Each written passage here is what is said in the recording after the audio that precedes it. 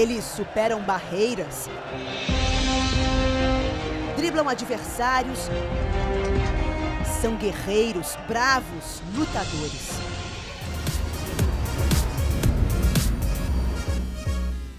O que acontece dentro do futebol que as pessoas não querem falar sobre o assunto?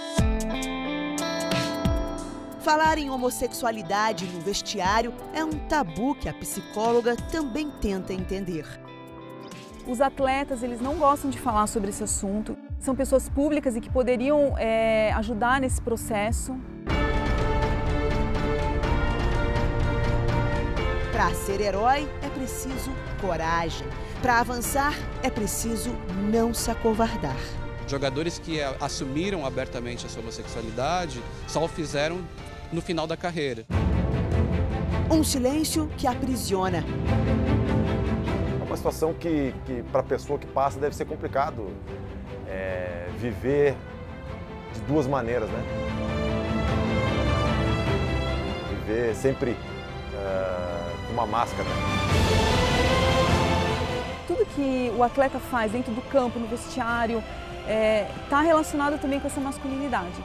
Então ele tem que ser forte e tem que ser másculo. Homofobia significa aversão à homossexualidade. O vestiário, ele é um ambiente onde só tem homens e que eles acabam, de alguma forma, favorecendo essa característica. Qualquer aproximação em relação à feminilidade, ela mexe com a virilidade do homem. Então ela é inibida. Caio Henrique joga na Espanha e ele conta que, fora do país, o medo de falar sobre homossexualidade é um pouco menor. No Brasil, hoje, as pessoas ainda têm um pouco da cabeça, da mente fechada. Na Europa já é um pouco mais comum, né? As pessoas, aos poucos, na Europa, vão aceitando, vão se conscientizando da causa, né? Só que eu acho que aqui no Brasil ainda há muitas represálias, né? Acho que as pessoas ainda ficam um pouco com medo, né, de assumirem, de estarem apoiando a causa. Ainda eu não conheci, não convivi com alguém que seja homossexual no futebol. Se haver alguém ou algum jogador assim, acho que vai sofrer um pouco de preconceito, né? Com 20 anos de carreira, o goleiro Fernando Praz sabe que existem gays no futebol e nos vestiários. Já devo ter jogado com vários, né? Mas com conhecimento joguei com alguns, em alguns clubes. É uma situação complicada, porque eu acho que o futebol ainda em relação à sociedade ele está um passo atrás, porque a sociedade de uns tempos para cá começou a entender melhor e aceitar melhor essa situação do homossexualismo, né? A nossa sociedade mesmo ainda não está preparada, ainda não aceita esse tipo de personalidade e acho que no futebol também não. Mas o futebol pode ser ainda mais homofóbico que a própria sociedade. Na atividade humana, de um modo geral, você já tem uma série de barreiras sendo quebradas. No esporte, não vejo este avanço, não vejo esta evolução, infelizmente. O que vemos é uma involução, como este legado deixado pela Copa do Mundo. Um comportamento que encontrou no Brasil um terreno já fértil para a disseminação do preconceito. O próprio Luiz Fabiano já se encontramos, chamei ele de Bambi, o Reinaldo eu chamo direto, o Jean, que é meu conterrâneo, direto, e o pessoal não tem isso como modalidade. Registros de mais de 10 anos atrás, mas que explicam muita coisa hoje em dia. Fica mais por parte da arquibancada, né? Por isso que tantos, às vezes, assim, não assumem publicamente, por cada gozação e pode até te prejudicar, não por fato de o clube não querer a diretoria ou seus companheiros ou os profissionais no dia a dia, mas por gozação mais dos torcedores. Arquibancadas são, muitas vezes, o espelho do que é feito e dito em campo. Negar a homossexualidade no vestiário reforça a discriminação. Respeitar as diferenças é algo que deveria fazer parte das agendas e obrigações de quem faz a gestão do futebol, como presidentes de clubes, de federações e da CBF. Acho que falta posicionamento dos clubes, até agora acho que foram poucos posicionamentos oficiais dos clubes e muito em função de risco de punição. E a punição, embora não aplicada, está prevista e pode até excluir a equipe do campeonato. É o mesmo artigo do Código de Justiça Desportiva, o 243G, que foi usado para eliminar o Grêmio da Copa do Brasil de 2014 por racismo. O STJD explica que um caminho é os árbitros colocarem a discriminação na súmula.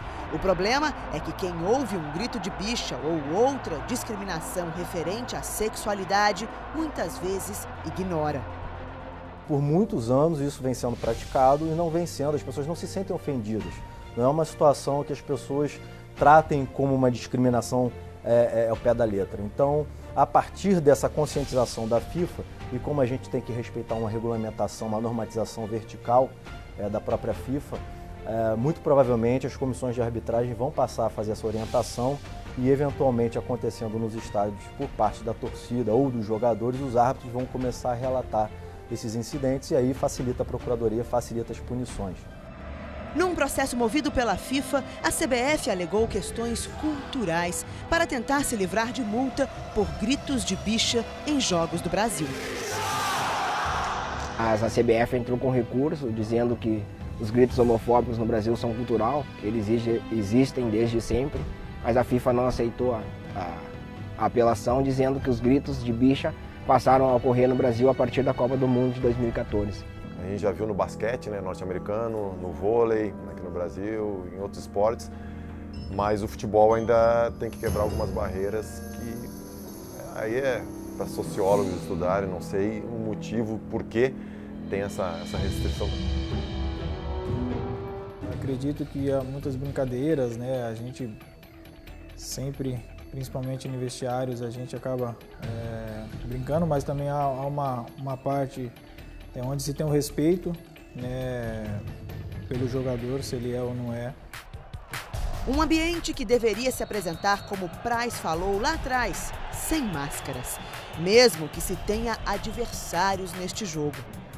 A gente vive numa sociedade que é heteronormativa, não é só um fenômeno do futebol, então é um risco em termos de carreira, em termos publicitários, em termos de visibilidade para esse atleta. A homofobia, ela acontece nas instituições escolares, na igreja, dentro das famílias, mas se você pensar que essa questão ela pode ser discutida dentro do futebol, com a visibilidade que ele tem, a gente pode ter uma luz no fim do túnel, mas em longo prazo.